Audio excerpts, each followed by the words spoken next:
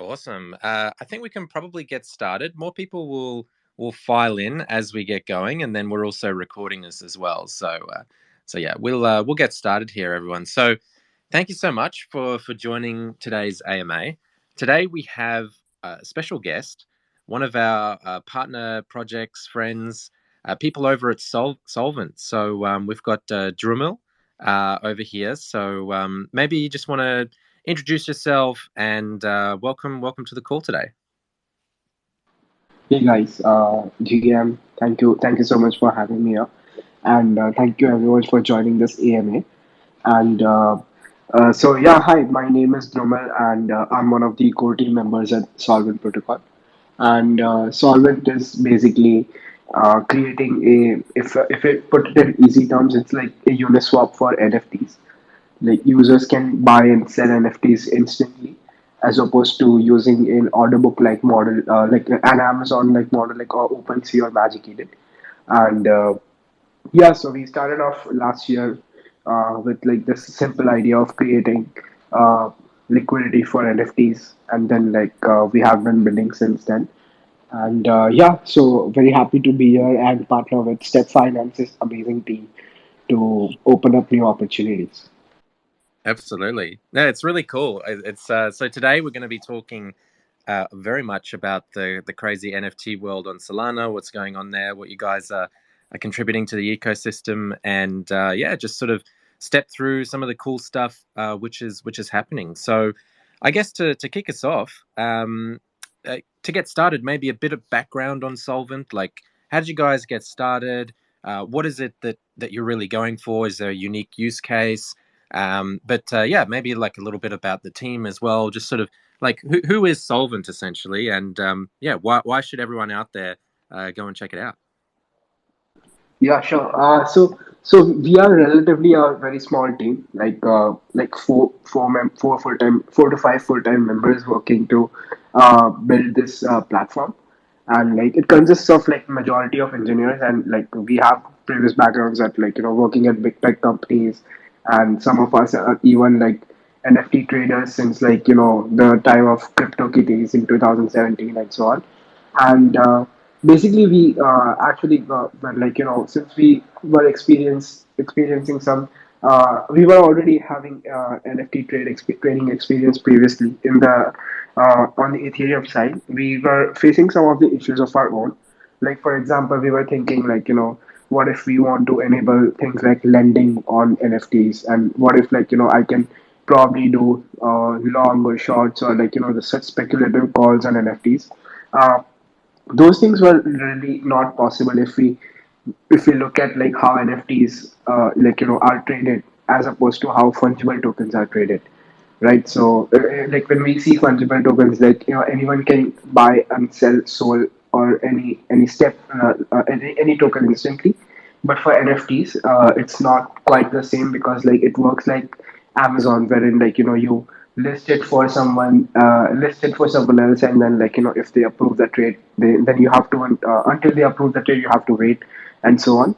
And this kind of breaks the whole the financial aspect and what is possible with NFTs in the long run, right? So for example, if we think of, let's say, music, right? Music NFTs are something that we haven't seen a lot of work in. But let's say if music NFTs are to be some of the one of the crucial mainstream income for all the artists, then financialization is very much needed, because we need because this is basically a whole new income stream for these artists, right? So we should be able to get them a loan tomorrow, based on how well they create stuff, right? So this is all where it started, and we we started off with a hackathon last year in September 2021, and fortunately we were able to win that hackathon, and we participated as trying to trying to trade NFTs, fungible tokens, on Serum order books, and yeah, and like that's how it started. You if you are aware of NFTX on Ethereum, we started off similar to that, and then we took our own route when we consider things like lending all the cool new use cases that we can enable, right? So that is how it started. And if you ask me today where we are headed, then Solvent is headed for, it's just another marketplace where you can trade NFTs and get NFT loans. Just that the mechanism is hidden behind the scenes, and it's quite different of how a normal marketplace would work. Yeah, exactly. And I think what you hit on there, the finality of trades not being instant in the NFT world is maybe a little bit weird for at least, I guess, crypto people that have maybe they've been through the DeFi world, or maybe they're, just been used to trading on centralized exchanges or whatever. But the whole idea of a marketplace of, oh, well, I can go and list my NFT, no idea when it's going to sell, no idea when I'm going to get liquidity, no idea when I'm going to get my money. I can make a bid on a marketplace, but again, no idea if it's going to actually get chosen and accepted. So, yeah, being able to be able to instantly be able to swap just like a Uniswap, like you said there. That's pretty cool. And the loans and stuff we'll get into, but cool. Well, I guess we spoke a little bit about the team, and you guys came from a hackathon, right, as well. Maybe you can sort of tell us a little bit of like, have you guys looked to raise funding? Is there interest there? What is sort of, is there any sort of niche that you guys were trying to solve for? Like, what was the problem? Like, was it this finality problem which you're trying to solve for, or like, what was it that you guys are like, oh, we're gonna start this hackathon and we're gonna we're gonna target this specific area. So yeah, maybe a little bit about maybe on that side of things with Solvent and the team.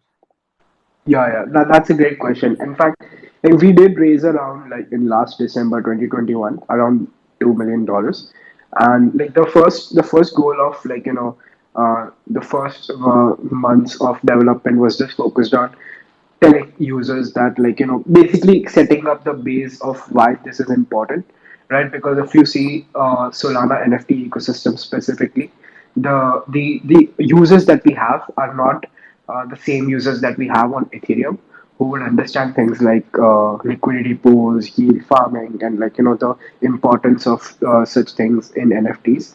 But we what we need to do is we need to abstract everything out and just show them the benefit of what things it enables. And we needed certain basic infrastructure for that, like things like an AMM wherein we can trade these tokens, trade these tokens efficiently, wherein liquidity providers would be able to see how well their position is, how much down they are. Something called impermanent loss, they can track such stuff. And some of the infrastructure of our own. So these were the main I would say uh, milestones that we wanted to achieve are this over the first I would say 1 year or so. And we still have some components that we haven't shipped, and which are part of the milestones that we talk about. And as soon as they are in the coming weeks, they are as soon as they are shipped, we would be we would have completed the entire Solvent platform. And then we would probably go back to raise again, wherein we would be in growth stage exactly. And one really nice thing that what happened recently is you guys may have heard of thing called SudoSwap, right? So SudoSwap is is this platform on Ethereum which builds in an AMM for NFTs, and which the people call it Uniswap V3 for NFTs. And we have been studying that since quite a long. And we're very happy what SudoSwap did is it suddenly brought interest into this small and niche area of NFT AMM related thing, right? So a lot of folks on Ethereum and Solana are suddenly now focusing on this product side. And I think it's very cool about that, because now that we know that people are interested in this, we know that we are working towards something important, and just excited about the next phase wherein we just simply focus on growth. Yeah, exactly. And there was a tweet from Anatoly recently about how everyone should go and build on AMMs and order books and that sort of stuff. So I think ultimately it's like an AMM kind of is an order book. It's just an automated one along a curve. So Yeah. I think what SudoSwap has been doing, a lot of people are pumped for that. Maybe on the Ethereum side as well, it's also hampered by a number of transactions that you have to do on something like OpenSea, which is quite expensive on Ethereum. On Solana, that's not really the case there. But maybe we can talk about as well the droplets, because that kind of goes into this conversation about making the non-fungible fungible. And I've always said this. I think the first people to really do this really well on Solana was probably Star Atlas, and they did it as part of their initial launch of their tokens. Is that essentially their NFTs? They're all fungible. They're all the same, and so it's not really like an NFT per se. It's more like a token, but it was on an order book, and you could buy it and that sort of thing. But I think what's unique here is when you have collections that every NFT is unique. You know, you got 10,000 different unique ones. They got different traits and blah blah blah. What are you guys doing with droplets to make that fungible? And how does that all work? Sure, yeah. So droplets are basically like like small pieces, small fractions of NFT, right? So for example, if we say DGods, DGods is 10,000 NFT collection and 10,000 PFPs in their collection, and each NFT is unique. But like if you see each DGod, like it's priced at like somewhere around 350 or 400 sold, right? So for a normal average trader, if I want a if I don't want to own a complete DGod, I can do like I can own a small fraction of it.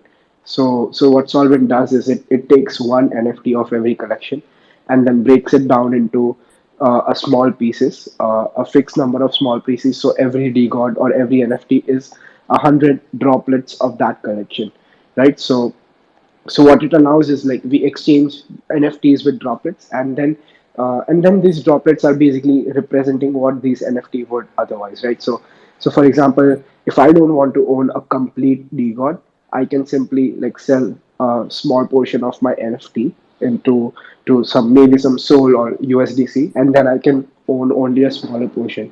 What it allows us to do is it allows us to instantly like connect with all the traditional DeFi related infrastructure that has already been built, right? So for example, if you look at things like lending for Sol, lending via Sol, and then there's things like options markets and perpetuals and so on. Um, Normally, NFTs wouldn't be directly compatible with such protocols, but by breaking it down into several fractions and like making them fungible, we can directly connect to this infrastructure and then like enable new use cases for NFTs.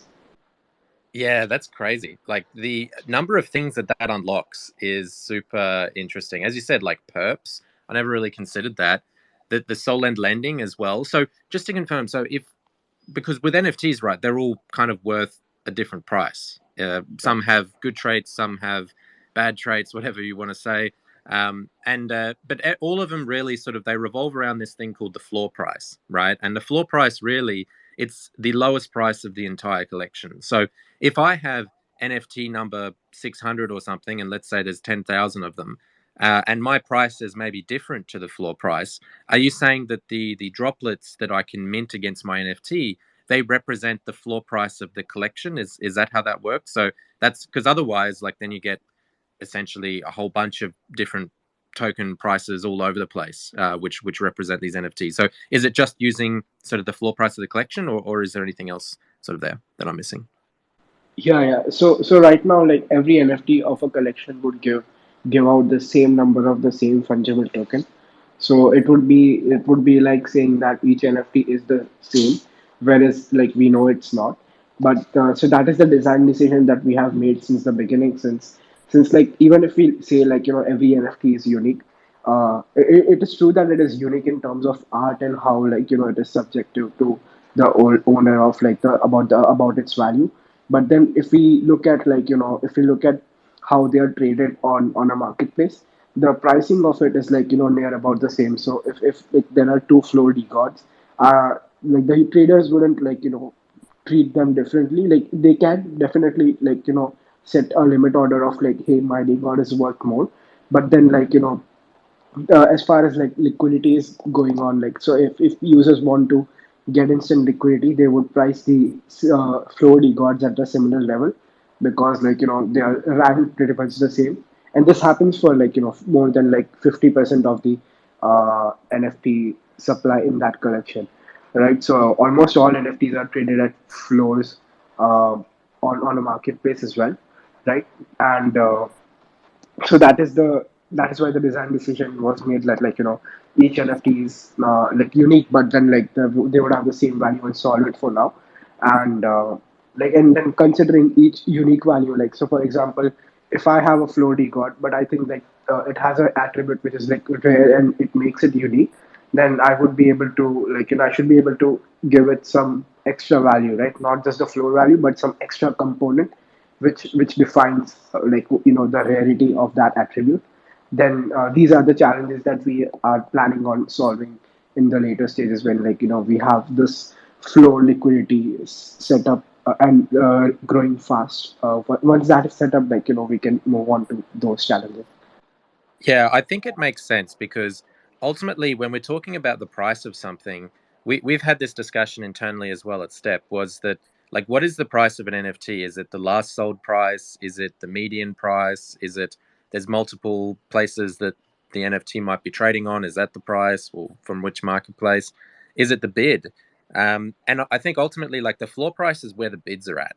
So that is where someone is actually willing to part with money for the NFT, and because each is unique and each might have a different value, we can't really say what number 500, like what's the bid for that versus like what will be the bid for number 63. But what we can say is, well, there are bids collecting at this price which the market has determined is kind of the lowest that they're willing to bid for this, and we use that as the floor price. So I think it totally makes sense, to be basing things around the floor price. You know, that's where the liquidity is at essentially. So yeah, you know, that's super cool. So it's making the non-fungible fungible, and also making it, I guess, connect. This is another area, is connect to the rest of the DeFi ecosystem. And often we see there's a bit of a difference between NFT people and DeFi people on Solana, right? Like, they often follow the same sort of people and influencers, and they don't really mix that much, and people don't really know what's going happening in each sort of environment, the NFT world, or the DeFi world. So I guess this is also bridging the gap as well, which is really cool to see. So there is another product, buckets, which maybe we want to touch on as well. What's all that about? Yeah. So buckets actually isn't like a different product. It's just like a different terminology. So like each collection that is listed on Solvent is what we call a bucket, right? So for example, there's DGods already on Solvent, right? And if each DGod has its own has a unique fungible token that we have, right? So when DGod is listed, the DGod's vault wherein the NFTs will be deposited and the fungible tokens will be minted. Since the fungible tokens minted are called droplets, we call that collection a bucket. Sorry for the confusion on the terminology, but yeah, Oh, but it's all it's good. just the yeah. Yeah. Yeah. Makes sense. Makes sense. So, I guess, is what sort of the features currently that you guys have on Solvent versus sort of what are you planning in the future? Like, I guess maybe just from my thinking here, like the ability to tokenize a lot of these collections, there's probably scope for a lot of interaction with the rest of the Solana ecosystem in some way. Like, I don't know if you guys have been speaking with a bunch of other sort of DeFi protocols out there. There's probably like 10, which could all just easily integrate a token into what they do. So maybe there's that question, but also, like, what are some of the cool features that you guys have, or are planning to do on Solvent? Yeah. So for now, Solvent has functionality of like instantly buying, selling, and then there's this unique functionality that we've developed in house, like wherein we leverage the same liquidity pool for buy sell, for enabling instant NFT loans, and which are based on like fixed term and fixed duration, right? So fixed interest and fixed duration. So yeah, like that is there, and like users can also like swap NFTs within the collection. So for example, if I have an NFT 1, 2, 3 maybe, and like I don't like that NFT and I like some NFT that is in the solvent pool, I can like swap it for like a very small fee. And these are the use cases that we have right now. But the ones that we are working on right now is like the AMM, a custom AMM wrapper around around existing implementations, which allows efficient use of the liquidity. So currently we use Serum order books, and like for making orders on Serum we use Atrix, and since it follows like XYK curve, it spreads out the liquidity a lot wider, and there's really not a lot of trades possible on Solvent because of this. And like we're trying to make the mechanism a little better by writing our own implementation of a wrapper around this, and hopefully that will enable smoother trades. And that is exactly the thing that is stopping us from connecting to the rest of the DeFi. Right? If there's no liquidity, if there's no strong liquidity, then this the connecting with other ecosystems really wouldn't make sense. And that is why we are like laser focused on like just solving for liquidity right now. Yeah, absolutely. It makes sense. And so, did you say you're looking to like the XYK is sort of what you're looking to build around, or because Serum order books are like infinitely adjustable to whatever you want, is there scope for a different sort of AMM curve that you guys are looking at, maybe like concentrated liquidity or something like that, or sort of can't really say yet?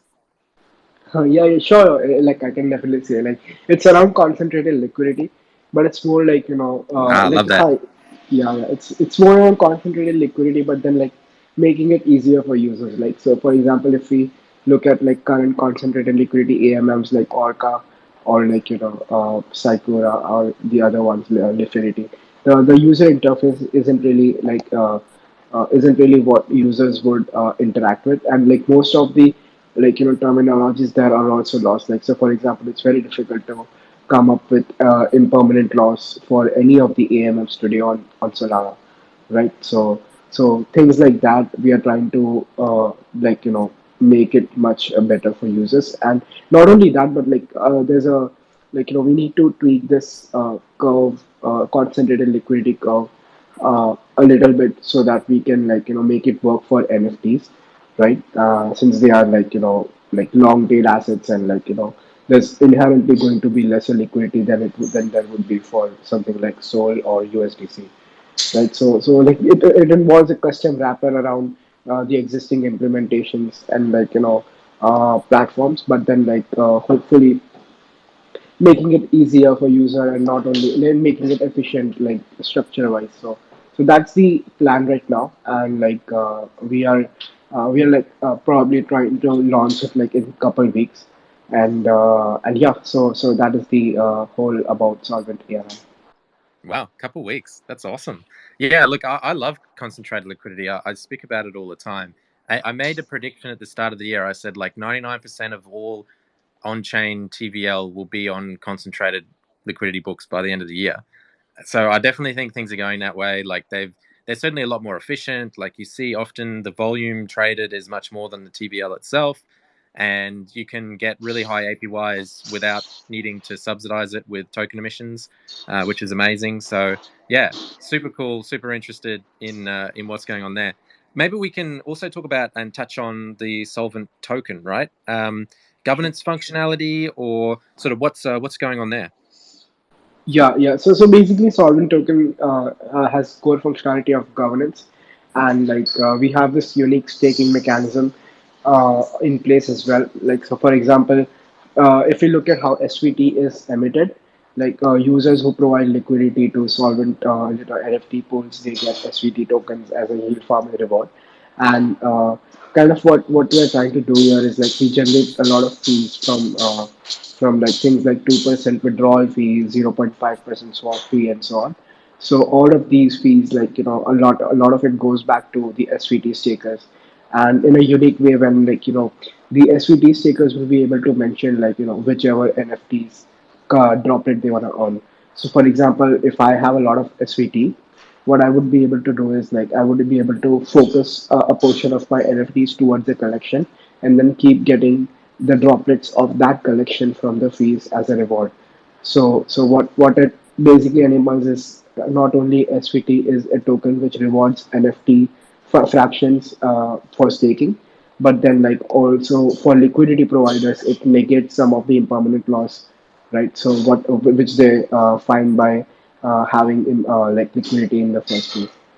And then there's like governance, which which a lot of people are looking for, but like there's not really good applications for that yet. But yeah, like governance plus this staking utility is what we are aiming for. Yeah, I think definitely tokens need some sort of feedback loop within the different sort of protocols and platforms that they're in, right? So it's really cool to see that you've got other things going on there rather than just the governance. You know, you've got the staking as well. And I guess probably it's like the pitch for NFT holders or project collection owners would be like, oh, you want to collect more of your collection? You really like this particular NFT collection? Well, like you can collect it via essentially the staking tokens and being able to earn a yield in the AMM and stuff like that, right? Like you're able to like accrue more of the underlying of that collection. Would I be right in saying that?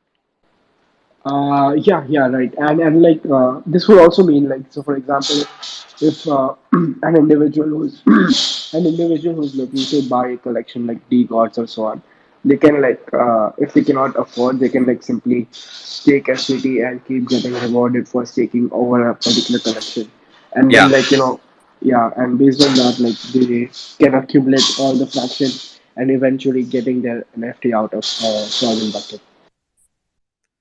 Yeah, it makes sense.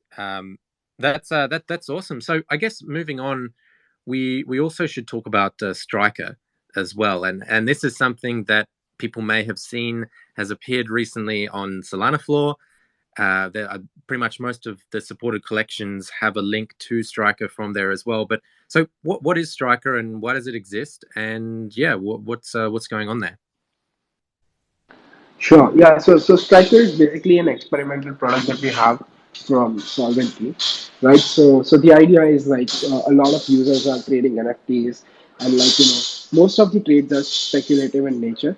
So like people like just buy a particular NFT and they think that like NFT price would go low, so they exit and like make some spread over whatever the price they entered and exited, right? So the idea is like if users can do this, like how about letting users mention like something like let's say if there's a lot of FUD going on like about for a collection and its floor price is a little bit unstable, users will be able to say that hey, I want to sell this NFT, but I'm not really sure that I should sell.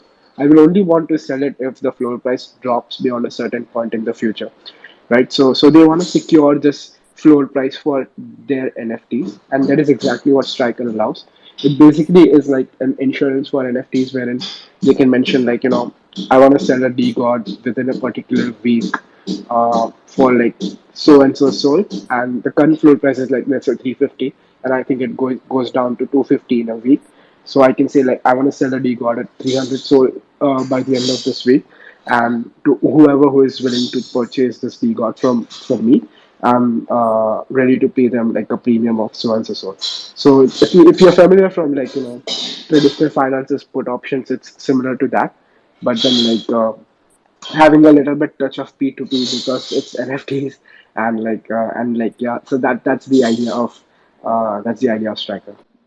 Yeah, that's awesome. So a put option on NFTs, basically, like that's I'm not sure if anyone else is doing that, or if they do, like it's not really fully developed yet. But I think that is something which is like that makes like NFTs a lot more tradable than they currently are. Because at the moment it's kind of speculation, it's auction based. It's gee, I hope someone accepts my bid today, or gee, like I can't really dump all of these tokens, but if I could, maybe I could make some money.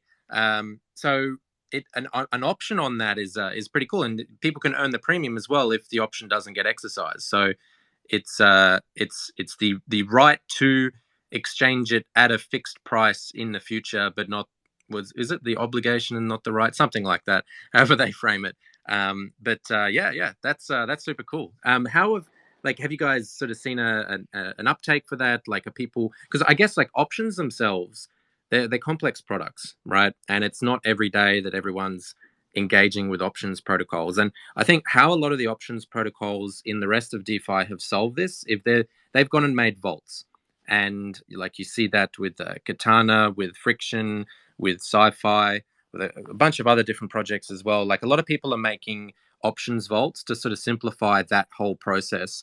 I guess this is kind of what Strike is looking to do. Although, yeah, maybe are there any sort of usability sort of things that you think might be relevant there, or that you guys are thinking of at all there, or sort of, yeah, what do you guys think of the whole sort of vault concept? I don't know how that might apply to NFTs. I guess if they're all tokenized, you could probably do it just the same as everyone else. But yeah, I don't know. Any thoughts there on sort of option vaults and stuff like that? Yeah, yeah. So option vaults is something that we are targeting to like ship in the next few months because we have been working with the team with Honey Finance, right? So Honey is a NFT lending protocol, and we have been in touch with them since like last year, and like they're super cool, and they're like our best friends in the Solana ecosystem. So we are trying to work this out with them, wherein we would create a structured vault like product for NFTs using Strikr. Right now, it's not possible because all of the order creation is driven by the option banks or so-called creators, and it wouldn't be possible to initiate a sell-side order yet. But we are making that change, and like it would instantly enable things like earning yield by providing striker options, and this would not only be a way to acquire NFTs for a certain price, but also like a vault which provides a small premium to all the depositors, and we can maybe enable new use cases to that. But yeah, that is the idea. I'm not sure how it would look like. It's how it would look. I'm sure like it would look a little bit different from what existing implementations look like. For example, like Friction or Katana. But the very idea of it like really excites me, and yeah, super happy to be working with Honey for bringing this to life very soon. Yeah, no, that's going to be great.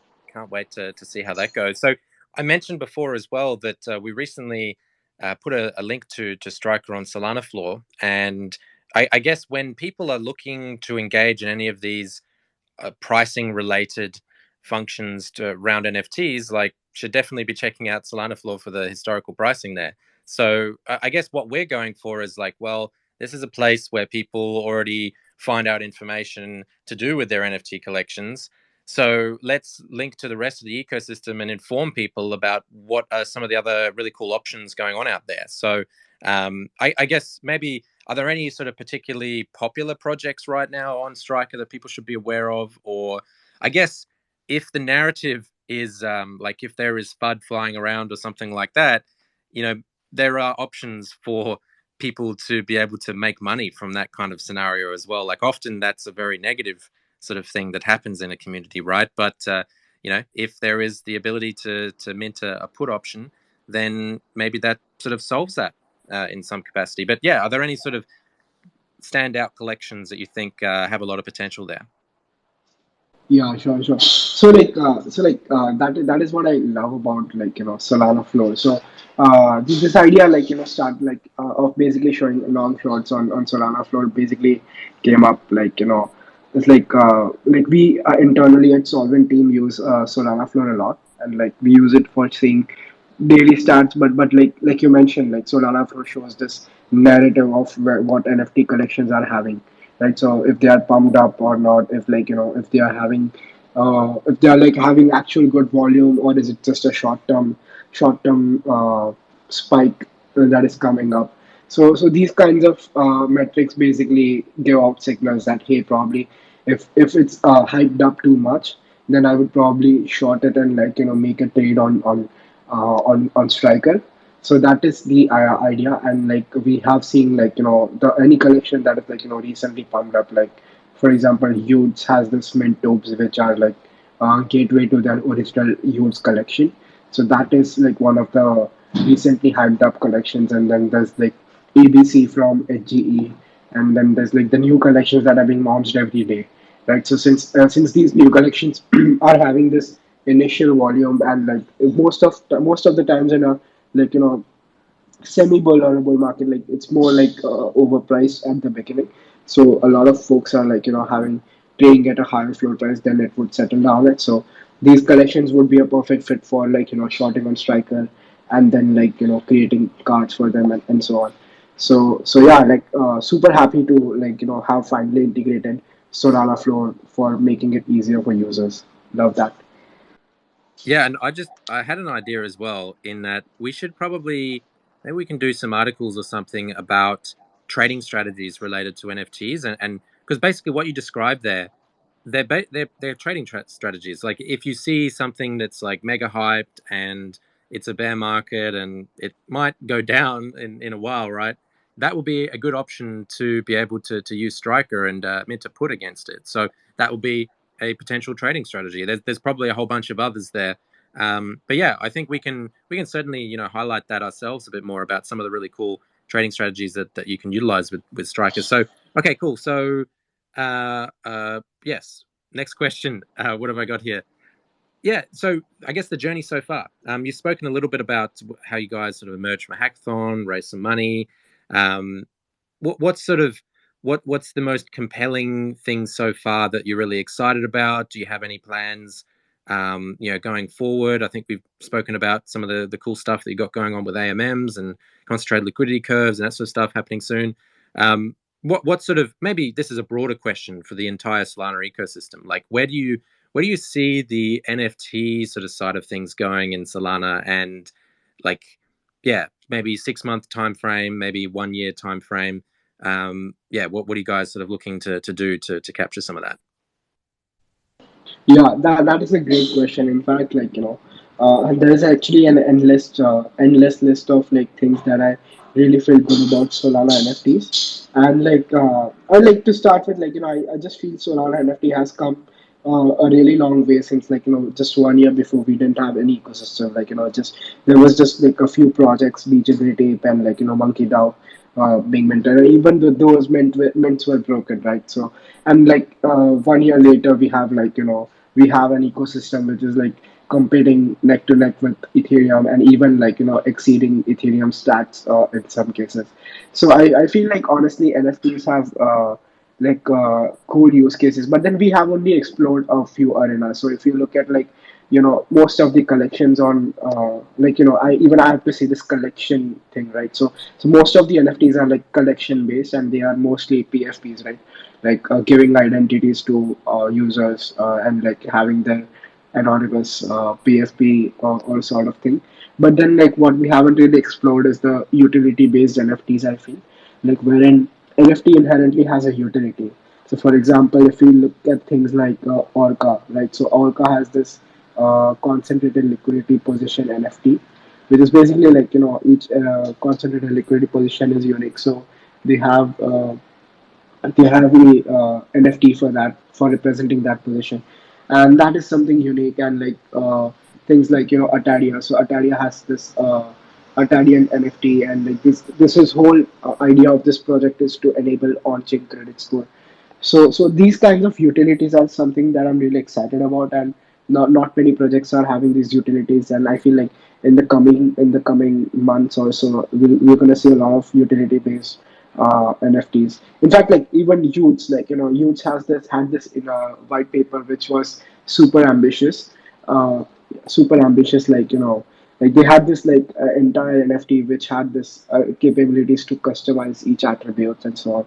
And I love that kind of like innovation in Solana NFT, which wouldn't really be possible on Ethereum because of like all of these the gas transaction and like the way transactions work on Ethereum just brings a lot of limitations. But then on Solana, it's like there's not many limitations, so we can experiment different in different ways. So yeah, that is what I'm really excited about, and I think like the probably the next bull run cycle would probably be around like utility based NFTs or and so on. Yeah, I think the ability to give NFTs more functionality beyond what they currently have by default is that's kind of what people mean when they say utility. And I think platforms like what you guys are doing is exactly doing that, right? So you'll probably see perp markets for NFTs pretty soon, I dare say. There's lender, markets as well. That there's probably going to be more of them, as you say, like options with Striker and stuff. So there's going to be a lot of maybe financialization, perhaps, of NFT markets. So hey, that could be good or bad. But what we saw when that happened really in DeFi was that the whole ecosystem massively grew. right? Like in 2017, everyone was just betting on coins, and they're sitting on their Binance and they're going, "Gee, I hope this coin goes up when I press the button," and that's all that really happened, right? But then 2020, we had all of these different new cool things come along: AMMs, lending, staking, all this cool stuff, and then the whole ecosystem kind of bloomed. So maybe we're just going to see a whole lot more of that on the NFT side of things. And I think, as you say, Solana's way better placed than anywhere else to handle that because everything's available on the L1. Everything's addressable super easy within the same L1. There's no L2s that are siloing the liquidity here and there. Ethereum has a million EVM chains. Some of them are trying to do things, some of them not. So it's quite hard to actually sort of make something work there. Whereas I think Solana has a lot going for it. As you say, the numbers speak for themselves. The number of transactions. We did a report recently at Step where it was, I think the average NFT user on Solana does like 8 transactions on average versus the average person on OpenSea, which is like 1.5 or something like that. So people transact and do more stuff on Solana. And why? Well, because it's probably pretty cheap and it's quick and fast to do stuff. So yeah, I think if there are going to be more platforms built out to do that, it's probably going to be on Sol. So maybe just to wrap up here, thank you so much for sort of being a part of our AMA today. And where can people find more about Solvent and Strikr? Maybe Discord, Twitter. Where should everyone go? Sure, yeah. If you guys have any questions and would love to chat about anything, would love to have you guys on our Discord and also I'm not sure, but if you guys have any questions right now, just like feel free to raise hand and stuff. But reach out to us on Discord or even just tag us on Twitter or DM us. We'll be happy to help out. And for more information, you can visit docs.solvent.xyz or docs.striker.xyz, and just feel free to ask any questions if you have. Thank you so much, George, for this lovely AMA, and I really liked talking to you guys about this new cool things about NFTs and Solana and so on.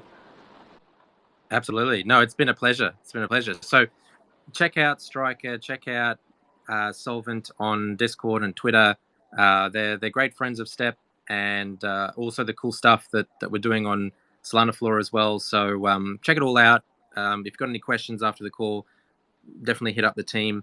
Probably also questions about making use of the liquidity of your existing NFTs. Like I think that's pretty cool. Put options or whatever it might be, AMM curves. Like I think that's going to be interesting for everyone. Like everyone that's here with a NFT PFP potentially has a vested interest in making sure that that's a success. So that's great. So thank you so much for everyone joining us today. And this has been another AMM call. This will be recorded as well if you ever missed it. We'll post that up soon. But awesome. Well, thanks so much for coming along. And everyone have a great rest of the day. Bye bye. Take care.